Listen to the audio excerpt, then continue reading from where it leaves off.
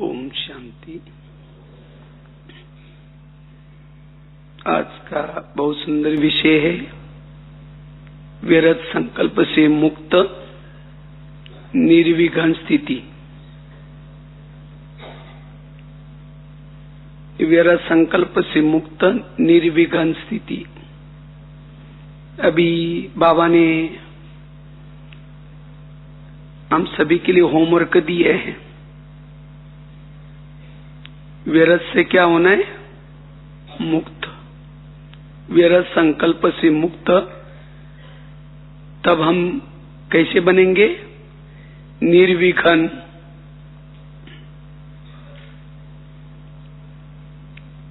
क्योंकि व्यर्थ से मुक्त बनने की बहुत आवश्यकता है।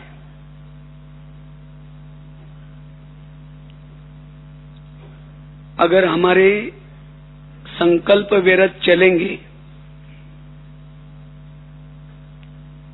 तो जो हमारा लक्ष्य है, क्या लक्ष्य है? बाप समान बनना, फरिश्ता बनना, कर्मातीत बनना, उस लक्ष्य तक नहीं पहुंच पाएंगे। क्योंकि सारा खेल संकल्प का है।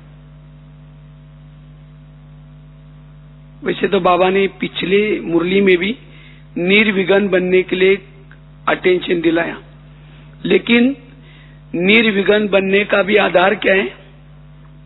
व्यर्थ संकल्प से मुक्त।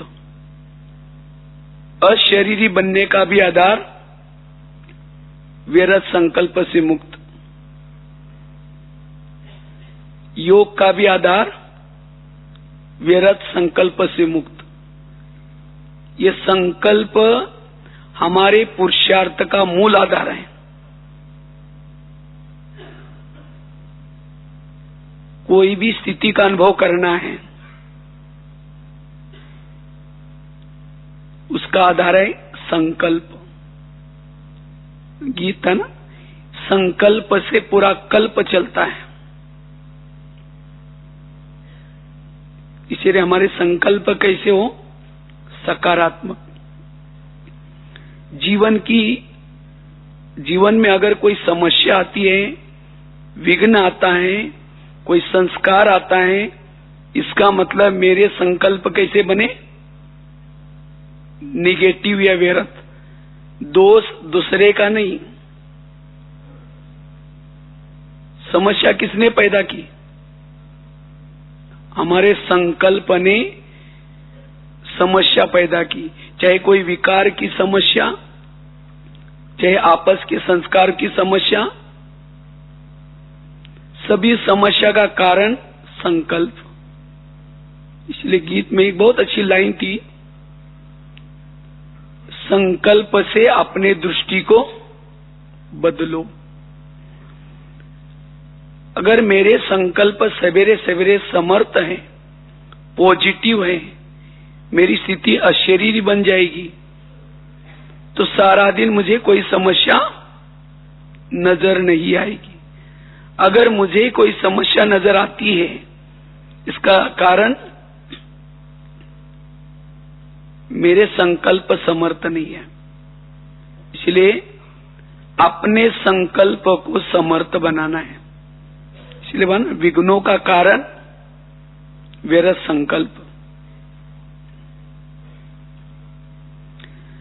जितने संकल्प हमारे समर्थ चलेंगे, वायुमंडल भी कैसा बनेगा? पॉजिटिव, समर्थ बनेगा।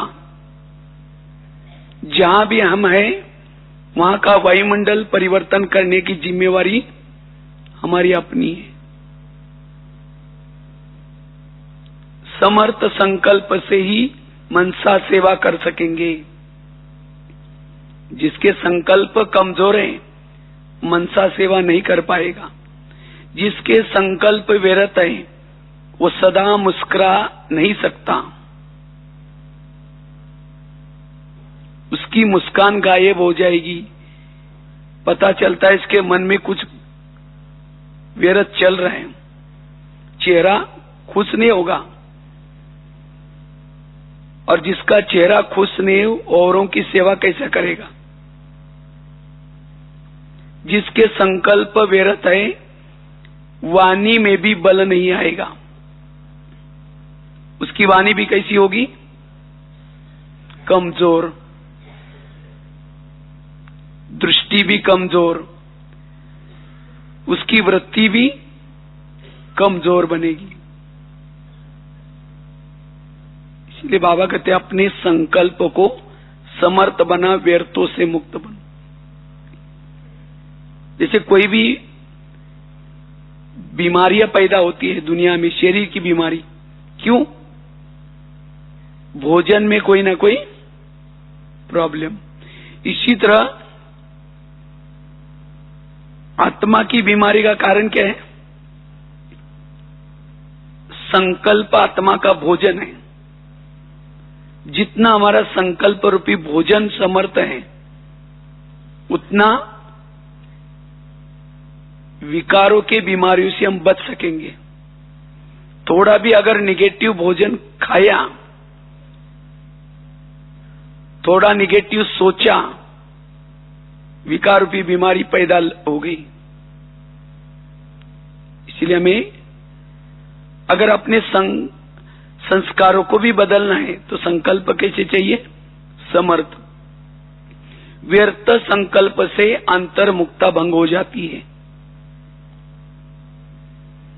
जो व्यर्थ सोचता है अंतर्मुखी नहीं बन सकता। व्यर्थ सोचने से एकाग्रता भी भंग हो गई, शांति भी भंग हो गई।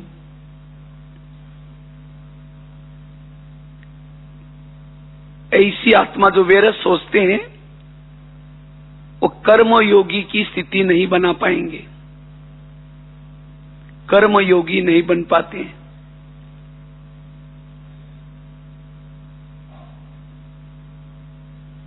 जो व्यर्थ सोचता है ना सोमान में रह सकता, न स्वधर्म में टिक सकता। जो व्यर्थ सोचता है अंदर से, इसलिए अगर सोमान में स्थित रहना है, स्वधर्म में टिकना है, व्यर्थों से मुक्त।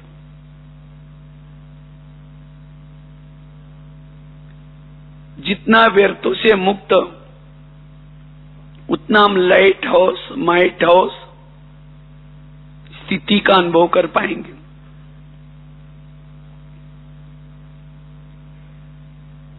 जैसे पानी स्थिर है, कोई भी चीज को देख सकेंगे, चंद्रमा को देख सकेंगे। पानी में एक पत्थर डालेंगे, चंद्रमा को देखेंगे? नहीं दिखाई पड़ेगा। इसी तरह जितना मन स्थिर, व्यर्थों से मुक्त, चुप, उतना उस मन में हम अपनी आत्मा को स्पष्ट देख सकते हैं, जिसको बाबा कहते हैं आत्मदर्शन, स्वयं का दर्शन। और जिसको स्वयं का दर्शन होता है, उसके जीवन में कोई विघ्न ही नहीं होगा। उसको अंदर से वो अति इंद्रिय सुख मिल रहा है, उसका समय सफल हो रहा है, वाइब्रेशन अच्छी फैल रहे उसे, जो अपनी आत्मा को देख रहा है। इसको ही कहते हैं आत्मा अभिमानी स्थिति। बुद्धि रूपी नेत्र में सदा आत्म ज्योति दिखती रही, और जिसको अपनी आत्म ज्योति दिखेगी, उसको दूसरे का भी शरीर नहीं दिखता। तो कई कहते हैं हम किसी को देखते हैं, उसका शरीर नजर आता है। क्यों? इसका मतलब हम सोल कॉन्शियस में नहीं है। और क्यों नहीं है? अंदर निगेटिव कुछ चल रहा है। और जितना निगेटिव व्यर्थ संकल्प चलते हैं मन में, उतना बुद्धि अस्वच्छ बनती है। अस्वच्छ बुद्धि, बुद्धि क्लीन क्लियर नहीं होगी, निर्णय शक्ति खत्म हो जाती है। व्यर्थ सोचने से, इसलिए बाबा कहते बच्चे व्यर्थ से मुक्त बनो, निर्विघ्न बन सकेंगे।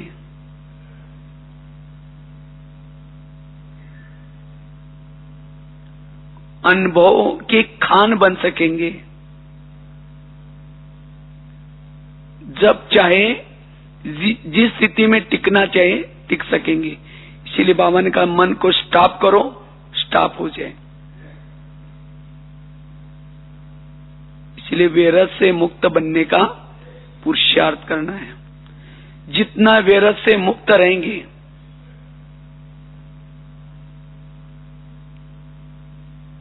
उतना हम अपने एक एक श्वास को सफल बना सकेंगे।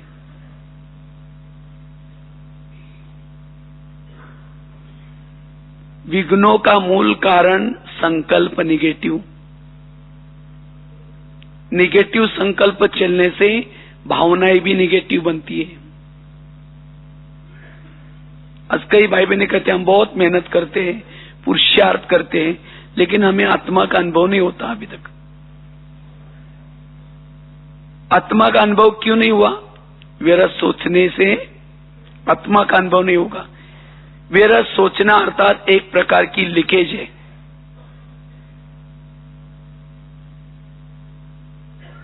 वैरस की लीकेज होगी तो आत्मा का अनुभव नहीं कर पाएंगे।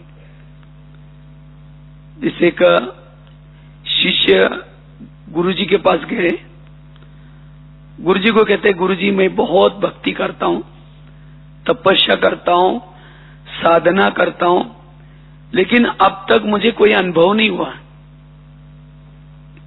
तो गुरुजी हंसने लगे, कहते बात तो सही है। 3-4 दिन पहले मेरे पास 5-6 युवा आए थे, बगीचे में बैठे थे शिष्य गुरुजी। जब युवा आए तो उनको बहुत प्यास लगी थी, तो उन्होंने कहा कि ठीक है, जो बाजू में कुआं है वहां जाओ। वहां बाल्टी रखी थी, रस्सा रखा था, कुएं में पानी भी था। तो वो 5-6 युवा गए, उन्होंने बाल्टी को रस्सा बांधा, नीचे छोड़ दिया, हिला करके पानी भरा, लेकिन जब ऊपर खींचा पानी कुछ नहीं मिला। फिर दोबारा बाल्टी डाली, फिर दोबारा खींचा, कुछ नहीं मिला। फिर तीसरी बार, चौथी बार, लास्ट में परेशान होकर चले गए। कुएं में पानी था, बाल्टी थी, रस्सा था, लेकिन प्यासे क्यों रहे? क्योंकि उस बाल्टी को छेद थे। तो इसी तरह अगर हमारे भी मन को छेद है, निगेटिव हम वैरस सोचते हैं, तो हमें भी अनुभव, न आत्मा अनुभव होगा न परमात्मा अनुभव होगा। तो अनुभव का आधार क्या है? वैरस से मुक्त। अगर मुझे अशरीरी का अनुभव करना है, बिंदु रूप स्थिति का अनुभव करना है, बीज रूप स्थिति का अनुभव करना है, वैरस की लीकेज को बंद करना है। मन हमारा सदा कैसा रहे? चुप रहे। जिसका मन बोलता है वो अनुभव नहीं कर पाता। योग क्या है? मन का चुप रहना। जब मन व्यर्थों से चुप रहेगा तो समर्थ सोचना शुरू करेगा, वो बाबा से बातें करेगा। अगर मन पहले ही बात कर रहे हैं, ये क्यों हुआ, ये मेरे साथ क्यों हुआ, ऐसे कैसे हुआ, अगर मन ये बात कर रहा है तो बाबा से बात कैसे करेगा, अपने आप से बात कैसे करेगा, स्वयं की चेकिंग कैसा करेगा। इसलिए मन को क्या करो? चुप करो। मन सदा चुप रहे, तब हम निर्विघ्न बन सकेंगे।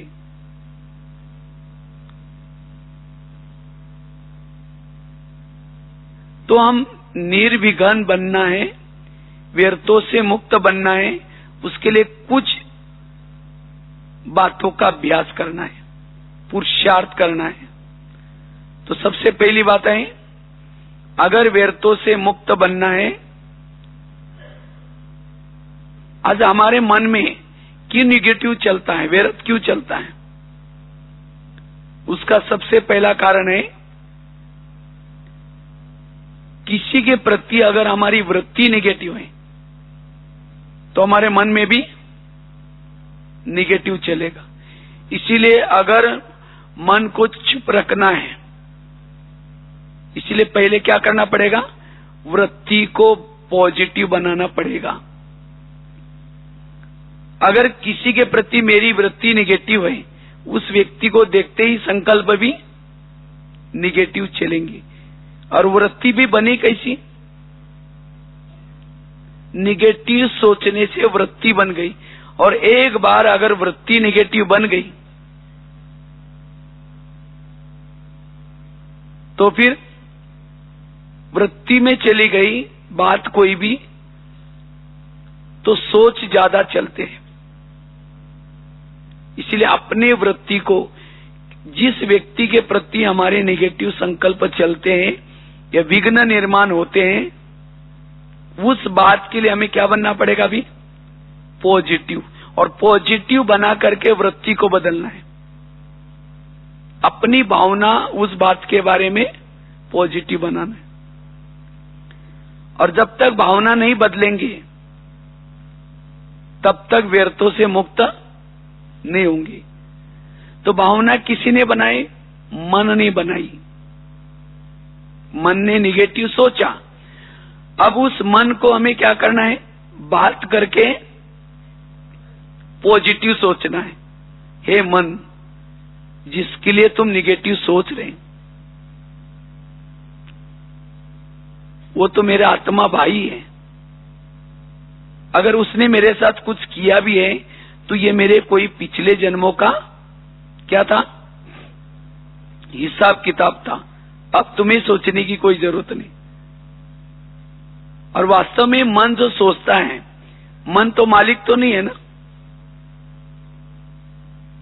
तो मन को कोई पूछने वाला नहीं था। मन ने अपने मर्जी से सोच सोच करके क्या किया? वृत्ति को बिगाड़ी है। अब हमें बीच बीच में उसी मन से पॉजिटिव सोच करके क्या बनाने? वृत्ति को शुद्ध। जितनी वृत्ति शुद्ध बनेगी, संकल्प स्टॉप हो जाएंगे, मन चुप हो जाएगा। इसलिए जिस व्यक्ति के प्रति वृत्ति निगेटिव है, जिस बारे में मेरे विघ्न पैदा हो गए, उसके बारे में पॉजिटिव वृत्ति पॉजिटिव बनाने की जरूरत है। जितनी वृत्ति पॉजिटिव, व्यर्थों से मुक्त। इसीलिए बाबा कहते, बच्चे रोज अपने मन से बातें करो। मन किसके बारे में क्या सोचता है चेक करो। आखिर मन को पूछो, मन तुमने उसके लिए ऐसा क्यों सोचा? मैंने तो आपको कहा नहीं था, क्यों सोचा? दोबारा उसके लिए पॉजिटिव सोच। उसके अंदर के जो अवगुण देखे, उसके बजाय उसका गुण देख। उसके अंदर कोई विशेषता भी तो है। और इसी तरह जिसका मन अगर उस व्यक्ति के बारे में पॉजिटिव बनता है, उस परिस्थिति के बारे में पॉजिटिव बनता है, तो मन क्या हो जाएगा? व्यर्थों से मुक्त बनेगा। तब हमारी वृत्ति बदलेगी और वो व्यक्ति सामने आते ही संकल्प भी हमारे कैसे चलेंगे? पॉजिटिव। तो ये पुरुषार्थ हमें करना है, तब हम निर्विघ्न बन सकेंगे। जो हमारे एक दूसरे के साथ जो बनती नहीं, क्योंकि संकल्प निगेटिव चलने से पहले तो वृत्ति निगेटिव बन गई, दृष्टि निगेटिव बन गई, उसके साथ साथ उसे नफरत पैदा हो गई, घृणा पैदा हो गई, क्रोध पैदा हो गया मन से, अंदर से अंदर। फिर उनसे किनारा करना शुरू किया। अगर फिर उस व्यक्ति का, जिसके प्रति भावना खराब हो गई, वृत्ति खराब हो गई, अगर उस व्यक्ति का कोई महिमा भी करता है, उसका महिमा सुनेंगे? नहीं सुनेंगे। तो ये सब कैसा पैदा हो गया? व्यर्थ सोचने से। व्यर्थ से बहुत सारी बातें पैदा होगी। इसीलिए हमें क्या करना है? अपनी वृत्ति को पॉजिटिव बनाना है। तो ये है पहली बात। दूसरी बात है, अगर हमें व्यर्थों से मुक्त बनना है तो बुद्धि को सदा जागृत रखना है। जितनी बुद्धि हमारी जागृत है उतना व्यर्थों से मुक्त। क्योंकि मन का बॉस कौन है? मन का बॉस है बुद्धि। हम मन को कंट्रोल तो करना चाहते हैं, लेकिन हमारा बुद्धि की तरफ ध्यान नहीं होता। जहां ध्यान है वहां मन चला जाता है। इसीलिए अगर व्यर्थों से मुक्त बनना है, बुद्धि को कोई ना कोई काम देना है। क्योंकि जहां बुद्धि जाते हैं मन उसी के बारे में सोचता है। इसलिए बुद्धि को जागृत अर्थात अगर हम परम धाम को लगाएंगे तो मन में विरत क्यों चलेगा? अगर बुद्धि बाबा की तरफ जाएगी विरत नहीं जाएगा। इसलिए बुद्धि को जागृत रखना है। जितना बुद्धि जागृत उतना व्यर्थों से मुक्त। चलो 2 मिनट।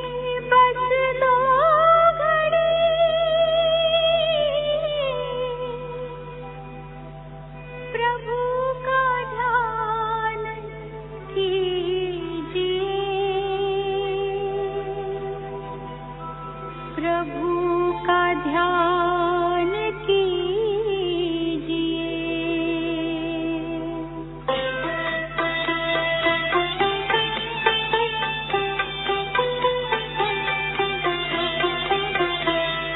प्रेम से बस 2 घड़ी प्रभु का ध्यान कीजिए। अपनी अंतर आत्मा को शांति से भर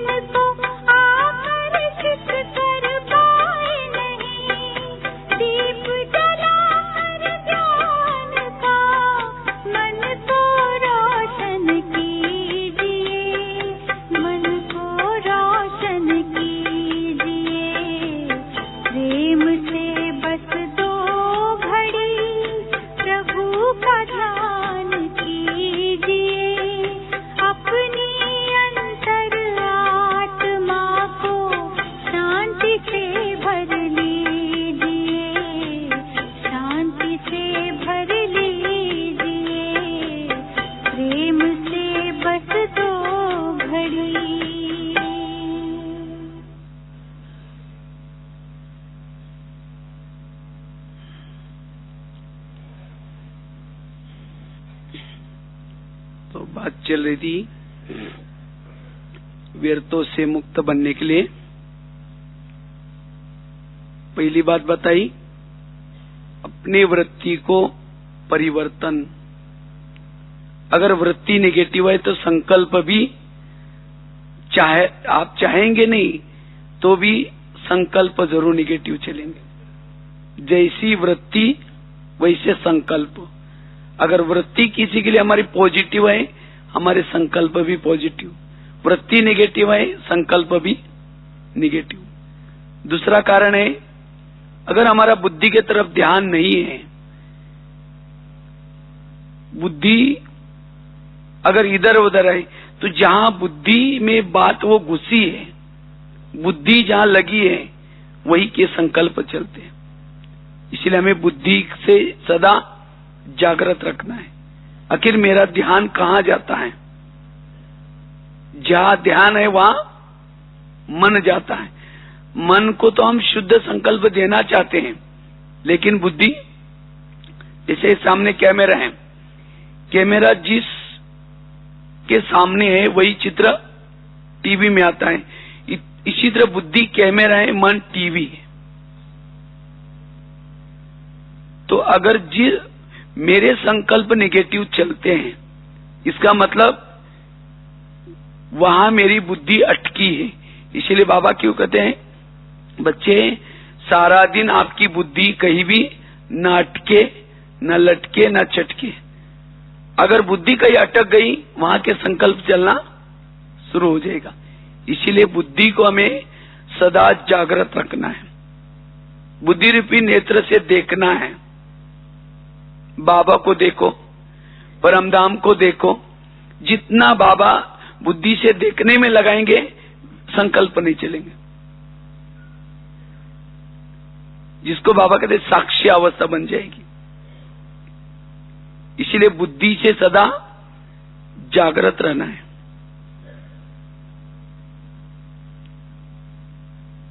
तीसरी बात है, अगर हमें वैरस संकल्प से मुक्त बनना है, निर्विघ्न रहना है, तो जितनी हमारी अशरीरी स्थिति है, आत्माभिमानी स्थिति है, उतना हमारे संकल्प में, मन में एक प्रकार का कंट्रोल आ जाता है।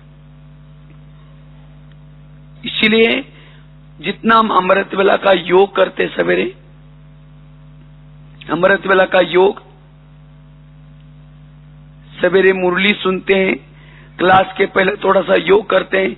अगर ये 3 बातें रोज की दिनचर्या में हम करेंगे, इस 3 बातों से हमारी अशरीरी स्थिति, बिंदु रूप स्थिति, आत्माभिमानी स्थिति, विधेयी स्थिति बनती है।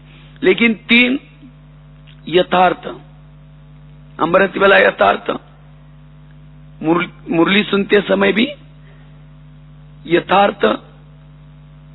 ऐसे नहीं चलते फिरते कहीं सुन ली, कहीं मोबाइल में सुन ली।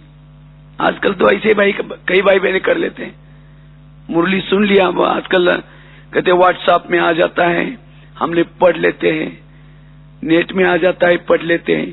वो कोई यथार्थ नहीं, वो मजबूरी का नाम महात्मा गांधी, मजबूर लोगों के लिए। इसलिए बाकायदे क्लास में बैठना, आधा घंटा पहले योग करना और एक एक महावाक्य जागृत होकर के सुनना। अमृत वेला भी यथार्थ। अगर ये 3 चीजें यथार्थ हैं, हमारी सारा दिन अशरीरी स्थिति, विधेयी स्थिति बनी रहती है, और जिससे सारा दिन जो कुछ चलता है, हमारा मन कुछ सोचता नहीं, क्योंकि अंदर वो स्थिति है आत्माभिमानी। जैसे घर में कोई बड़ा होता है, छोटा आपस में चुपचाप रहते हैं, बच्चे चुपचाप रहेंगे। इसी तरह इस शरीर रूपी घर में जिसकी आत्मा स्थिति जागृत है, मन चुप रहता है, कुछ भी नहीं सोचेगा, व्यर्थों से मुक्त रहेंगे, संकल्प ही नहीं चलेगा। उपराम वैरागी, अंदर से वो अतीन्द्रिय सुख मिलेगा। इसीलिए आत्माभिमानी स्थिति, अशरीरी स्थिति, अगर इस स्थिति में हम जितना टिके रहेंगे उतना व्यर्थों से मुक्त, और ऐसी आत्मा निर्विघ्न रहेगी। भले उसके जीवन में विघ्न आते हैं, बातें आएंगी, लेकिन उसके बारे में वो सोचेगी नहीं, क्योंकि आत्मा अभिमानी स्थिति है। आत्मा अभिमानी स्थिति वालों को मान, अपमान, निंदा, स्तुति समान रहेगी। अगर कोई मेरे संकल्प चलते हैं, किसी का अपमान मुझे सहन नहीं होता, किसी की बातें मुझे सहन नहीं होती, इसका मतलब मेरा देहाभिमान है। और क्यों देहाभिमान है? सवेरे के योग की तरफ ध्यान नहीं दिया। इसीलिए हमें सवेरे अमृत वेले की तरफ ध्यान, और साथ में क्लास की और मुरली की तरफ ध्यान, ये तीन चीजें हमें व्यर्थों से मुक्त कराएगी, निर्विघ्न बनाएगी।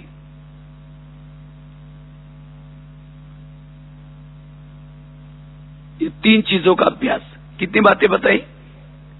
पहली बात बताई, अपने वृत्ति को बदलना है। और वृत्ति कैसी बदलेगी? मन से बात करने से। जिसके प्रति मन ने वृत्ति निगेटिव बनाई है, उसके लिए मन से बात करो, हे मन, जिसके लिए तुम सोच रहे हो वो तो मेरा आत्मा भाई है, और तुम उसके लिए निगेटिव सोच करके तुम मुझे दूर कर रहे हो, हमारे में झगड़ा लगा रहे हो। इसीलिए मन, आगे से कभी भी उस व्यक्ति के बारे में ऐसा नहीं सोचो जिसको बाबा भी कहता है मीठे बच्चे, और तुम कहते हो उसको कोई अक्ल नहीं है। ये तुमको किसने कहा? आगे से तुम्हें नहीं। इसी तरह अपने मन के लिए शक्ति बना दो। अब होता क्या है, हम मन के अधीन होते हैं। जब कोई व्यक्ति के बारे में मन सोचता है, आत्मा चुपचाप होकर के बोल दो, कोई बात नहीं, सोचो। और जितना मन सोचता है वो हमारी भावनाओं को बिगाड़ देता है, वृत्ति को बिगाड़ देता है। और एक बार वृत्ति में चला गया, उसके लिए फिर न संस्कार टकराओगे, विघ्न पैदा होंगे। इसीलिए निर्विघ्न बनना है, वृत्ति बदलना जरूरी है। दूसरी बात कौन सी बताई? बुद्धि को जागृत रखना है, क्योंकि जहां बुद्धि जाते है मन जाता है। अगर मन में कोई संकल्प चल रहे, बुद्धि से बात करो, बुद्धि तुम कहां हो, उस बात के बारे में क्यों मन तुम वहां क्यों देख रहे? क्योंकि बुद्धि तो देख रहे, तब तो जाकर संकल्प चल रहे। इसलिए बुद्धि को जागृत। तीसरी बात, अशरीरी विधेय स्थिति का, आत्माभिमानी स्थिति का अनुभव। चौथी चीज है, वैसे तो गला खराब है थोड़ा, बीच में अभी यूपी में गए थे, वहां अचानक ओले गिरे थे, और वहां मौसम थोड़ा बहुत ठंडा मौसम हो गया। और वैसे भी 3-4 दिन में करीबन 16 कॉलेज में लेक्चर था, इसीलिए थोड़ा सा, फिर भी ड्रामानुसार ठीक हो जाएगा कल परसों।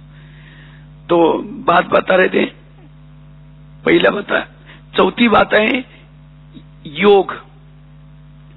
व्यर्थ संकल्प क्यों चलते हैं? योग की कमी। जितना हम योग युक्त रहते हैं, ज्वाला स्वरूप स्थिति का अनुभव करते हैं, तो ज्वाला स्वरूप स्थिति में रहने से हमें जो अतीन्द्रिय सुख मिलता है, वो सुख के सामने विघ्न कुछ भी नहीं है। अगर कोई जीवन में विघ्न आता है या मन और बुद्धि में सोच चलते हैं, उसका कारण है योग की कमी, सुख की कमी। जितना हम योग के द्वारा सुख लेंगे बाबा से, उतना हमारा मन चुप रहेगा, व्यर्थों से मुक्त बनेगा। इसीलिए हम अपने दिनचर्या में योग को विशेष महत्व दें। अब योग ही नहीं करेंगे, शाम के नुमा शाम का है, रात को है, जो भी बाबा ने योग के टाइमिंग, हम बिजी रहते हैं, बस दिन में आधा घंटा कुछ किया, पूरा हो गया। अब योग ही नहीं है तो सारा दिन मन निगेटिव सोचता रहता है, व्यर्थ सोचता रहता है। तो जितना हमारा योग अच्छा होगा, ज्वाला स्वरूप होगा, उतना मन हमारा चुप रहेगा, व्यर्थों से मुक्त रहेगा, उतना हम निर्विघ्न रह सकते हैं। अब कई सोचते हैं ये विघ्न पूरा हो जाएगा ना, रोज क्लास करेंगे, रोज अमृतवेला उठेंगे, कभी वो इंतजार नहीं करना, विघ्न है कोई बात नहीं, तो भी योग करना है, सेंटर पर आना है, मुरली सुननी है, बाबा उसे मुक्त कर देगा। विघ्न है इसलिए पुरुषार्थ ढीला नहीं करना है, नहीं तो कई सोचते ये विघ्न पूरा हो जाएगा तब फिर कर लेंगे, और विघ्न बढ़ता जाएगा। विघ्न है तो भी हमें विघ्नों में तो और पुरुषार्थ करना है, और हमें क्या करना है, लगन लगानी है, क्योंकि विघ्नों में हमारा टाइम बहुत वेस्ट हो जाता है, जितना कमाया खत्म। इसलिए हमें विशेष योग के तरफ ध्यान, उससे हम निर्विघ्न बन सकते हैं। इससे जितना हम योग करते हैं, योग से आत्मा तृप्त बन जाती है, भरपूर बन जाती है, आत्मा का मनोबल बढ़ता है, और जिसके आत्मा का मनोबल ऊंचा है, शक्तिशाली है, उस मन में संकल्प नहीं चलेंगे। इसलिए व्यर्थों से मुक्त बनने के लिए बीच बीच में योग के ऊपर हमें अटेंशन देना है, रोज की दिनचर्या में। और वो योग भी कैसा, यथार्थ। ऐसे नहीं बैठ गए, मन एक तरफ है, बुद्धि एक तरफ है, 1 घंटा योग करना है, ऐसा योग किया तो सारा दिन संकल्प विकल्प चलते रहे। कई योग में बैठे तो भी सुन रहे हैं, क्या सुन रहे, सारा दिन किसी ने कुछ बोला वो सुन रहे, बोल भी रहे, देख भी रहे। योग में बैठना अर्थात सुनना बंद, सोचना बंद, बोलना बंद, एकदम चुप, साइलेंस। और तब उस योग से हमारा मनोबल बढ़ता है, मन की शक्ति बढ़ती है, और जब मन की शक्ति बढ़ेगी व्यर्थों से मुक्त बनेंगे। इसलिए मैं यथार्थ योग, लगन वाला, बाबा ने मुझे कितनी प्राप्ति कराई, बाबा ने मुझे क्या से क्या बनाया, लगन वाला योग करने से ही व्यर्थों से मुक्त। ऐसा हम योग करना है जिसे आत्मा बैटरी चार्ज हो जाए।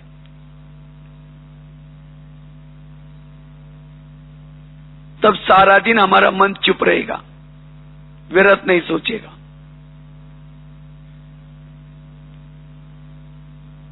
पांचवी बात है, अगर व्यर्थों से मुक्त बनना है, सोमानों के अभ्यास। वर्तमान समय जो मन निगेटिव सोचता है, क्यों सोचता है, हम दूसरे से अपेक्षा करते, क्या उसने मुझे पूछना चाहिए, मुझे रिगार्ड देना चाहिए, उसने मुझे ये करना चाहिए। और वो क्या सोचता है, उसने मुझे देना चाहिए, ये उसके लिए सोच रही है, उसके लिए सोच रहा है। इसीलिए अब हमें और लोगों से अपेक्षा नहीं करनी है। बाबा ने हमें कितना सम्मान दिया है, सम्मान दिया है।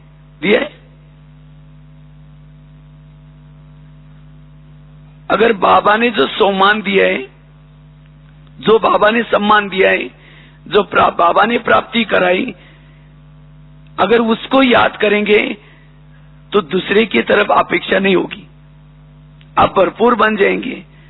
अगर कोई अपमान भी करता है तो भी आपको वो बाबा ने जो दिया है उसमें भरपूर है, आपका संकल्प चुप रहेगा, कुछ नहीं सोचेंगे। इसीलिए जो सोमान में नहीं रहते, जो सोमान का अनुभव नहीं करते, उनका मन सोचता रहता है, निगेटिव सोचता है। सबको कहेंगे देखो मैंने इसकी इतनी पालना की, मैंने उसको ये किया तो भी मुझे पूछता ही नहीं, तो भी मुझे ये करता ही नहीं, सोचते रहेंगे, औरों को सुनाते रहेंगे। यही विघन है और कुछ नहीं।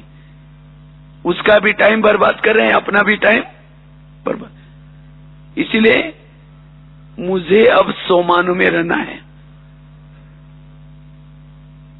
इस रावण के राज्य में आपको कोई भी सम्मान नहीं देगा। आपको खुद, जैसे हनुमान ने क्या किया, अंगद ने अपने पूंछ का क्या किया, आसन बना करके। तो इसी तरह हमें भी क्या करना है, हमें जो बाबा ने इतनी बड़ी सोमानु की लिस्ट दी है, उस सोमानु में स्थित रहो, तब जाकर के आपको किसी की भी दूसरे की तरफ से अपेक्षा नहीं होगी, तब व्यर्थों से मुक्त बनेंगे।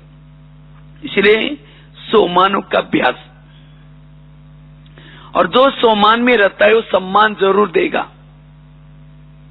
अगर मैं किसी को सम्मान नहीं देता हूं, इसका मतलब मैं खुद सोमान में नहीं हूं। इसलिए हमें सोमान में रहना है, औरों को सम्मान देना है। बाबा कहते हैं देने से ही मिलता है। वो भी क्यों नहीं दे रहे हैं, इसका मतलब मैं नहीं दे रहा हूं, इसलिए वो भी नहीं दे रहे। हम उसको सोचते ही वो पहले दें तो हम भी दे देंगे, ना वो देता है ना वो देता है, ऐसे दिन प्रतिदिन भावनाएं खराब होती जा रही। इसलिए हमें पहले सोमान में रहना है, तो ऑटोमेटिकली हमारे से सम्मान देने की भावना आएगी। सोमानों से मन भरपूर बनता है, उतना निर्विघ्न बन सकेंगे हम। छठी बात है, अगर हमें व्यर्थों से मुक्त बनना है, टोटल ज्ञान का हमारा सार क्या है, जो हुआ अच्छा हुआ, जो हो रहा अच्छा, जो होगा वो भी। कभी कभी हमें विघ्न क्यों पैदा होते हैं, हम आगे के लिए सोचते हैं कहीं ऐसा न हो जाए, कहीं ऐसा न हो जाए, कहीं ये न हो जाए। ये निगेटिव सोचने के कारण क्या होता है, सोच हमारे निगेटिव चलने से विघ्न पैदा होते। इसलिए आज तक मेरे जीवन में जो बीता वो भी अच्छा था, अभी भी जो बीत रहा है वो भी बहुत अच्छा, और आगे होने वाला वो भी। इसीलिए मन को निश्चिंत रख दो, मन को समझाओ कि मन तुम कुछ नहीं सोचो, आज सारा दिन मेरा जो कुछ होने वाला है बहुत अच्छा होने वाला है। अगर कुछ किसी ने गाली भी दी तो भी बाबा ने कह रहे वाह वाह करो।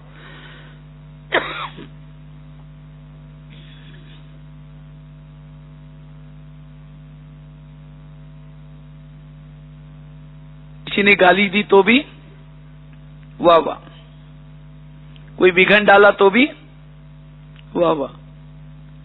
ये वाह वाह करेंगे तो भी व्यर्थों से मुक्त बन जाएंगे। इसीलिए संगम युग में चाहे हमारे कोई पड़ोसी है, चाहे कोई पति है, चाहे कोई बच्चे हैं, सब कैसे हैं, वाह वाह के, क्योंकि इनके संग में आने से हमें कौन मिला है, बाबा मिला है। ये तो पति तो बहुत हर जन्म में मिले, हर जन्म में पड़ोसी भी मिले हैं, लेकिन उनके कारण बाबा मिला। तो ये जैसे है वैसे हमें वाह वाह करना है। तो जितना वाह वाह करते रहेंगे उतना व्यर्थों से मुक्त बनेंगे। इसीलिए ड्रामा कल्याणकारी है, हर परिस्थिति भी कल्याणकारी। तो जितना ही स्थिति में रहेंगे उतना व्यर्थों से मुक्त। टोटल ज्ञान का सार भी है, जो हुआ अच्छा हुआ, जो हो रहा अच्छा, जो होगा वो भी अच्छा। आज दुनिया में देखो लोगों को बीमारियां हो रही, क्यों हो रहे? निगेटिव सोचने से, व्यर्थ सोचने से। व्यर्थ सोचने से तनाव पैदा होता है। तनाव को इंग्लिश में क्या बोलते हैं? टेंशन। टेन मतलब कितना? 10, और सन मतलब बच्चे। टेंशन मतलब 10 बच्चे। पहले तो 2-4 है और फिर 10 होंगे तो कैसा सुखी रहेगा? इसी तरह निगेटिव सोचने वाला भले ज्ञान में है, मुरली सुनता है, सब कुछ करता है, तो भी निगेटिव सोचेगा तो भी सुख और शांति का अनुभव नहीं होगा। इसलिए बाबा ने कहा ना, अटेंशन रखो। अटेंशन होगा तो टेंशन नहीं आएगा। अटेंशन ये जोड़ देना है, तब टेंशन नहीं होगा। नहीं तो टेंशन करेंगे, निगेटिव सोचेंगे तो कुछ समय के बाद फिर बीमारियां होना शुरू हो जाएगी। इसलिए हमें व्यर्थों से मुक्त, और ऐसी आत्मा ही खुशनुमा रह सकती है, वही वायुमंडल को अच्छा बना सकती है। अगर खुद खुश नहीं है, विघ्नों में है, तो हमारे सेवा का प्रभाव नहीं पड़ेगा। इसलिए बाबा कहते बच्चे कुछ भी हो जाए, अब क्या बनो? निर्विघ्न बनो। इसलिए जो हुआ अच्छा हुआ, जो हो रहा अच्छा, जो होने वाला वो भी अच्छा। 7वीं बात है, व्यर्थों का कारण है, मन में व्यर्थ क्यों चलता है? क्योंकि वास्तव में आज हमारे जीवन में कोई भी प्रॉब्लम्स आता है या कोई समस्या आते हैं, हम दूसरे के ऊपर डाल देते हैं, इनके कारण ऐसा हुआ, बस और कुछ नहीं है, इसके कारण ऐसा हुआ।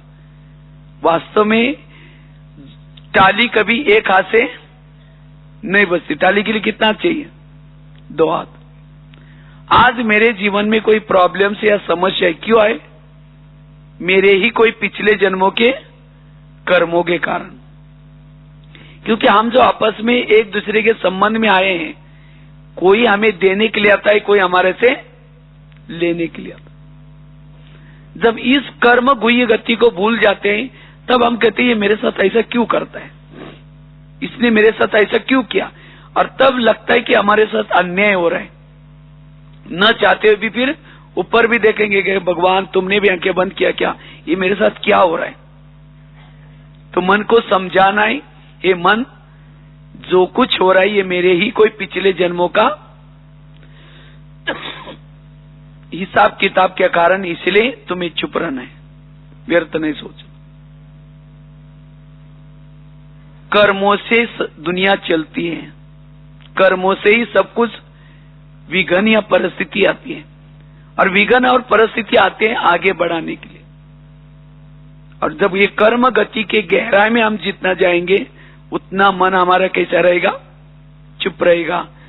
ऐसे विघ्न होते भी हमारी स्थिति कैसी रहेगी? निर्विघ्न। विघ्न आते हैं लगन बढ़ाने के लिए, आगे बढ़ाने के लिए, लेकिन कौन आगे बढ़ेगा? जो विघ्नों के समय व्यर्थों से मुक्त है। विघ्नों के समय सोचने वाला पीछे आ जाएगा, फिर पीछे जाएगा। जो बुराई में भी अच्छाई देखता है, निगेटिव बातों को पॉजिटिव में लाता है, वही क्या बनेगा? वही व्यर्थों से मुक्त बनेगा। कोई भी आपके सामने कोई बुराई आते है, उसको क्या बना दो? पॉजिटिव। बुराई में भी अच्छाई देखो, मन चुप रहेगा। 8वां कारण है क्यों हमारा मन व्यर्थ सोचता है? जब हम किसी का अवगुण देखते हैं, अवगुण देखने का दृष्टिकोण है, मन व्यर्थ सोचना शुरू करता है। और अवगुण देखने का अगर दृष्टिकोण है, विघ्न पैदा होंगे। इसलिए हमें क्या बनना है? हंस बनना है, और हंस बन करके सबके गुण रूपी मोती चुगो। और जितना हम हंस बनकर के गुण लेते हैं, सबके गुण, अवगुण देखना यही वास्तव में व्यर्थों का कारण है। इसलिए हमें किसी का भी अवगुण नोट नहीं करना, निर्विघ्न बन जाएंगे।